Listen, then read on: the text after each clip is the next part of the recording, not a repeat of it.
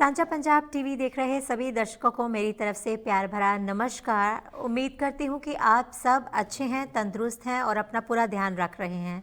कोविड-19 के इस कहर ने पूरे विश्व के रूप को बदल के रख दिया है।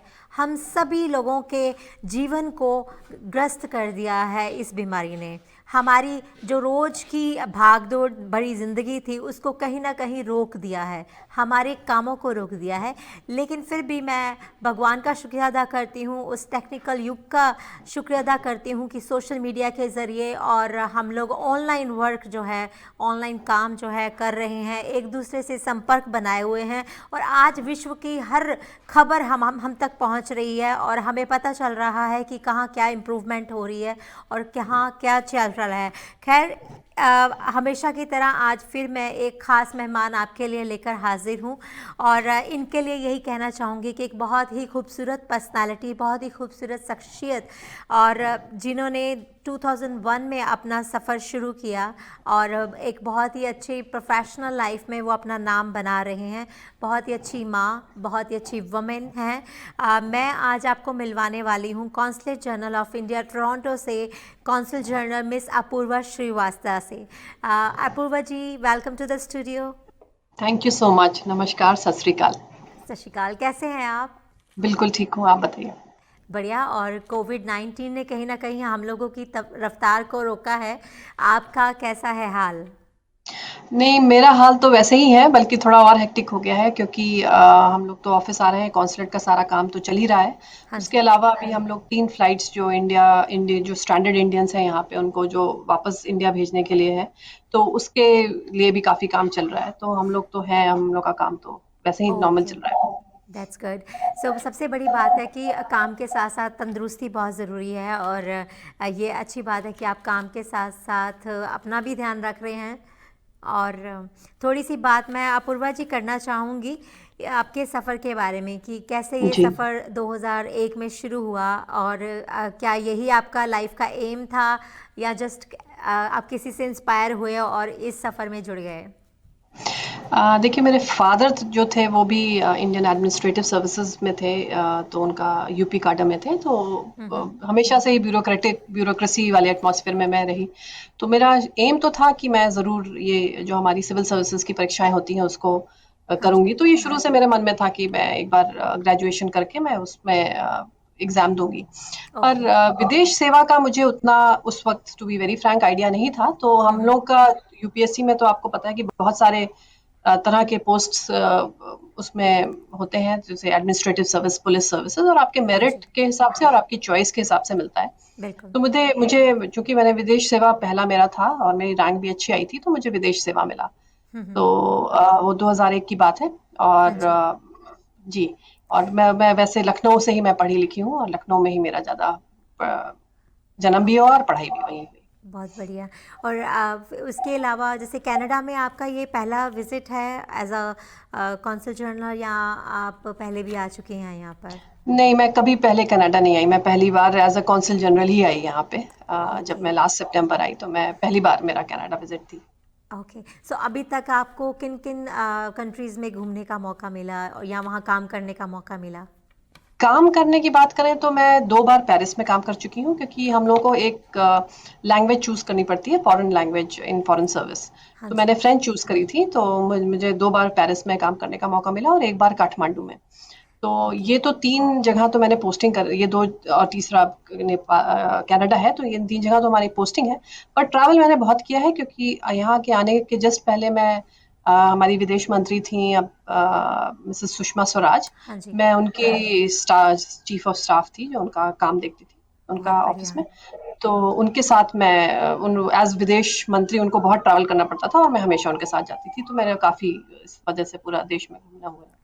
बहुत बढ़िया। और सुषमा स्वराज जी जो कि हम सबके लिए एक रोल मॉडल हैं, भले ही आज वो जी, हमारे बीच में नहीं हैं, लेकिन उनकी बात करने का लहजा, उनके विचार, उनका काम आज भी हमारे बीच में ज़िंदा है और ज़िंदा जी, रहेगा। जी, जी, और मैं ओवरऑल अगर एक्सपीरियंस देखा जाए आपके काम करने का, जो भी जिन भी मुल्कों में आप रहे हैं, तो कनाडा का एक्सपीरियंस कैसा चल रहा है अभी तक? नहीं, कनाडा तो बहुत ही मुझे अच्छा लगा। एक तो मतलब नेचुरल ब्यूटी इतनी ज़्यादा है, प्लस उसके बाद जो सबसे यहाँ का इम्पोर्टेंट पॉइंट है, यहाँ पे मतलब इंडियन कम्युनिटी इतनी ज़्यादा है जो कि बहुत अपने रूट से ऑलरेडी जुड़ी हुई है। हम्म। जैसे मैं आपको एक छोटा सा एग्जांपल बताऊँ, मैं करीब सितंबर में आई, उसके बाद वो दिवाली का सीजन स्टार्ट हो गया हाँ जी। और दशहरे का और गरबा वगैरह का, तो इतना ओके। गरबा मैंने फेस्टिवल्स इंडिया में अभी तक जिंदगी में कभी अटेंड नहीं किया, ना कि इतनी दिवाली के इवेंट्स जितने यहाँ कनाडा में आके मुझे देखने को मिले। बाजार नॉर्मली शॉप्स में जाओ तो सब कुछ इंडियन मिलता है, हाँ जी। नॉर्मल मेन स्ट्रीम रेस्टोरेंट में भी इंडियन डिशेस रहती हैं मेन्यू में। तो हाँ जी। मतलब इतना मुझे मतलब चूंकि मेरा पहली बार था, मैं कभी आई नहीं थी, तो मतलब इतना हम्म। मैंने आशा नहीं करी थी कि इतना ज्यादा इंडिया इंडिया इन्फ्लुएंस्ड होगा, इतने सारे वाह। इंडियंस होंगे यहाँ पे। तो देखिए हमने आपको मिस नहीं करने दिया कहीं ना कहीं इंडिया, बिल्कुल। और हम चाहते हैं कि जो भी यहाँ पर आए वो जैसे घर जैसा फील करे। बिल्कुल बिल्कुल। जैसे हम और लोग मेरी घर जैसा मदर। फील करते हैं जब consulate hmm. General of India office में हम जाते जी हैं, तो वो हमारे लिए एक सेकंड होम है। जी जी, बिल्कुल बिल्कुल, वो आपका बिल्कुल घर है, होम अवे फ्रॉम होम है। या सो अगर कोविड-19 की बात करें तो इसने किस तरह से इफ़ेक्ट किया है ओवरऑल आपके काम को लेकर, लाइक प्रोसीजर्स को लेकर? देखिए, काम तो हम लोग कर ही रहे हैं, काम में कोई रुकावट नहीं है, बट उसके काम करने का तरीका बदल गया है, क्योंकि हम लोग लोगों की सेफ्टी को करते हुए हमने वॉक इन सारे जो थे ओपन हाउस जिसमें करीब हमारे 200 लोग हर फ्राइडे आते थे, वो बंद कर दिया है। ओके। जो वॉक इन सर्विसेज थी वो बंद कर दी हैं। लेकिन हमारे काम तो चल ही रहा है, तो पोस्टल के थ्रू हम लोग सारी सर्विसेज प्रोवाइड कर रहे हैं। आप पोस्ट के थ्रू लीजिए और सारी सर्विसेज प्रोवाइड कर रहे हैं। उसके अलावा ओके। अगर कोई इमरजेंसी हो आपको, तो आप हमें हमें कांटेक्ट कर सकते हैं, ईमेल लिख सकते हैं, और हम आपको बुला के इंडिविजुअली काम करने की कोशिश करेंगे। ओके, बहुत बढ़िया। तो कोई स्पेसिफिक नंबर या वेबसाइट्स भी हैं जहाँ पर जाकर लोग देख सकते हैं और हमारी इन्फॉर्मेशन ले वेबसाइट है सकते cgitoronto.mea.cgitoronto.gov.in। तो उस पे आप ओके। जाके उसमें सारे कांटेक्ट डिटेल्स आपको मिल जाएंगे कि अगर आपको सीआई से रिलेटेड काम है तो इनको लिखिए, आपको वीजा का ओके। काम है तो इनको लिखिए, वो बिल्कुल फ्रंट पेज पे ही आपको सारे डिटेल्स मिल जाएंगे। ओके, बहुत बढ़िया। सो जितने भी हमारे सिटीजन्स इस वक्त वहाँ पर फंसे हुए हैं किसी भी मुल्क में, जहाँ इंडिया में फंसे हुए हैं, तो उनको वापस लाने का काम किस तरह से चल रहा है? देखिए, हम लोग जो काम कर रहे हैं वो यहाँ पे जो कनाडा में इंडियंस फंसे हुए हैं उनको इंडिया वापस ले जाने का कर रहे हैं। ओके। जो कनाडा में जो कैनेडियंस फंसे हुए हैं इंडिया में, हाँ उनको जी। लाने का काम कैनेडियन हाई कमीशन कर रहा है। तो ओके। हम जो इसमें हम 3 फ्लाइट्स चला रहे हैं कनाडा से, तो टोरंटो से एटलीस्ट 3 फ्लाइट्स जा रही हैं, 21, 22 और 25 मई को। ओके। तो एक एक अहमदाबाद जा रही है, एक अमृतसर जा रही है और एक बैंगलोर जाएगी दिल्ली ओके। होते हुए। तो ओके। उस एरिया के जितने भी स्ट्रैंडेड इंडियंस हैं वो फर्स्ट फेज में अभी ये डिसाइड हुआ है, तो हम लोग उनको भेज रहे हैं। हम आज सारे ईमेल्स जा रहे हैं, हम कल तक उनको बता देंगे कि वो सिलेक्ट हुए हैं कि नहीं हुए, ओके। और उसके हिसाब से फिर हम नेक्स्ट फेज ऑफ फ्लाइट्स फिर और जो लोग बचे हैं उनके हिसाब से मांगेंगे। ओके, तो उसका कुछ क्राइटेरिया है, और क्या टेस्ट हो रहे हैं, क्या प्रिपरेशन चाहिए एक पैसेंजर को उसके लिए? नहीं, सबसे पहले तो इंडियन सिटीजन होना चाहिए, उनको इंडियन पासपोर्ट होल्डर होना चाहिए। हम्म। दूसरी चीज है कि वो पेड टिकट होंगे ये एयर इंडिया के, और ये कॉन्सुलेट और कोई कंपेलिंग रीजंस होना चाहिए कि मतलब वैसे जाना तो बहुत लोग चाहते हैं, पर हाँ किसी जी। का कोई बीमार है, किसी के घर में कोई डेथ हो गई है, या कोई बहुत बूढ़ा है, कोई प्रेग्नेंट है, तो उस तरह के केसेस को हम जब डेफिनेटली प्रेफरेंस प्राथमिकता देंगे। दे रहे हैं, हाँ ओके, प्रेफरेंस दे रहे हैं। बहुत बढ़िया। और एक पेड सर्विस है, और वहां जाके उनको 14 दिन का मैंडेटरी आइसोलेशन होना है, क्वारंटीन होना है, वो भी स्टेट जो जिस स्टेट में जाएंगे वहां की फैसिलिटीज में। ओके, तो जो भी ये फ्लाइट्स शुरू हो रही हैं, सो एक फ़्लाइट में कितने लोग आप रखने का सोच रहे हैं, कितने पैसेंजर होंगे एक फ़्लाइट में? अराउंड 300। ओके, अराउंड 300, क्योंकि हमें डिस्टेंस मेंटेन करके चलना पड़ेगा उसमें जी भी, जी राइट? जी जी जी, हाँ, फिर वो फाइनल अभी हमारे पास आएंगे कि कितने लोग होंगे, काफी उसमें प्रिकॉशंस भी रखने पड़ेंगे हमें। हाँ जी, काफ़ी ध्यान रखना पड़ेगा यार। और जी हमारे दर्शकों को भी हम ये बोलना चाहेंगे कि हमारी गवर्नमेंट्स हमारे लिए बहुत अच्छा काम कर रही हैं, लेकिन हमारा भी ये फ़र्ज़ कहीं ना कहीं बनता है कि हम लोग सेफ्टी का पूरा ध्यान रखें, और जो रूल्स एंड जी। रेगुलेशंस हमें बताए जा रहे हैं उनका हम ध्यान रखें। तो अपूर्वा जी, हर साल बड़ी धूमधाम से रिपब्लिक डे, इंडिपेंडेंस डे की सेलिब्रेशन की जाती है, तो हम्म। इस बार का जो इंडिपेंडेंस डे है वो कैसा होगा? इस बार देखिए पूरा हर चीज़ की तरह इसको भी हम लोगों को डिफरेंट मॉड्यूलेट करना पड़ेगा। तो हम ऑब्वियसली वो जो इंडिपेंडेंस डे परेड होती थी, हाँ वो जी, तो इस बार नहीं हो पाएगी क्योंकि उसमें 60-70 लोग, हज़ार लोग इकट्ठा हो जाते हैं, तो वो तो बिल्कुल। डेफिनेटली नहीं हो पाएगी। तो हम लोग कुछ वर्चुअल करने की कोशिश करेंगे। हम लोग चाह रहे हैं कि मैं अभी अभी योगा डे का मैं प्लान कर रही हूँ, उसके बाद फिर अगस्त इंडिपेंडेंस डे का करेंगे। तो हम लोग हर हर दिन जैसे कुछ सेक्शन जैसे बंगाल को दे दिया, फिर नेक्स्ट डे ओके, कुछ केरला ऑर्गेनाइजेशंस को दे दिया। वर्चुअली कुछ कुछ प्रोग्राम करेंगे, वर्चुअली कॉम्पिटिशंस करेंगे, और फाइनल फाइनल डे हम लोग फेसबुक लाइव करेंगे। तो ओके। अभी इसमें और कुछ स्पेशल अगर आइकॉनिक जगह जैसे नायग्रा फॉल में या फिर सीएनटार पे कुछ अगर रिफ्लेक्ट हो सकता है, वो सब उन सब चीजों को हम अभी देख रहे हैं, और थोड़े दिन बाद हम क्लियरली बता पाएंगे कि हम क्या प्लान कर रहे हैं।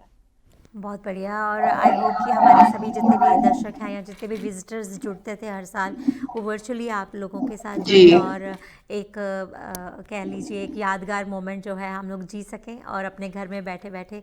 और थैंक्स टू टेक्निकल वर्ड कि जिन्होंने आज ये सुविधा हम लोगों को प्रोवाइड की हुई है कि हम लोग एक एक मिनट की खबर रख पा रहे हैं, एक दूसरे को जी। देख पा रहे हैं, राइट? जी, तो बिल्कुल बिल्कुल। अपूर्वा जी, पर्सनली अगर एज ए सिटीज़न और एक इंसान होने के नाते अगर आपसे पूछा जाए, आपको क्या लगता है कि अभी हमें कुछ सेक्शंस ओपन करने चाहिए, जैसे कुछ काम ओपन किए जा रहे हैं, बिजनेसेस कुछ प्लानिंग ऐसी चल रही है, हम्म या जो भी रिसेंटली पार्क ओपन किए गए हैं, कंजर्वेशन एरिया ओपन किया गया है, क्या ये सही है, होना चाहिए अभी या नहीं? आपका क्या ख्याल है? देखिए, जैसे हमारे प्रधानमंत्री मोदी जी ने कहा है कि भाई हमें जान भी हो और जहान भी हो, मतलब हाँ जी। जान, we have to save lives and we have to save economy also. तो उसमें एक डेफिनेटली एक बैलेंस की जरूरत तो है। तो ग्रेजुअली सारे देश खोल रहे हैं, इंडिया में भी जैसे हमने डिवाइड कर लिया है red zone, green zone, orange zone में। तो रेड जोन में सब कुछ लॉकडाउन है क्योंकि वहां पे काफी केसेस हैं। हाँ ग्रीन जी। जोन में लास्ट 21 डेज में एक भी नेगेटिव केस नहीं आया है, तो हम्म। वहां पे हमने ओपन अप कर दिया है। ऑरेंज जोन में कुछ केसेस हैं, उतना ज्यादा नहीं बढ़ रहा है, तो हमने उसमें कम खोला है और कुछ ही खोला है। तो इस तरह से कुछ सिचुएशन के हिसाब से कुछ बैलेंस करके चलना पड़ेगा। थोड़ा तो धीरे धीरे इकोनॉमी खोलनी पड़ेगी, वरना बहुत लोगों के जीविका उससे खराब हो रही है। तो हाँ जी। वो we have to balance that also. बिल्कुल। सो जाने से पहले ये ज़रूर पूछना चाहूँगी कि जो भी आपके ऑफिस आवर्स हैं वो सारे आप ऑनलाइन, आपका सारा काम चल रहा है, सो जी। उसके कुछ पर्टिकुलर आवर्स हैं कि उसके बीच में लोग आपको कांटेक्ट करें?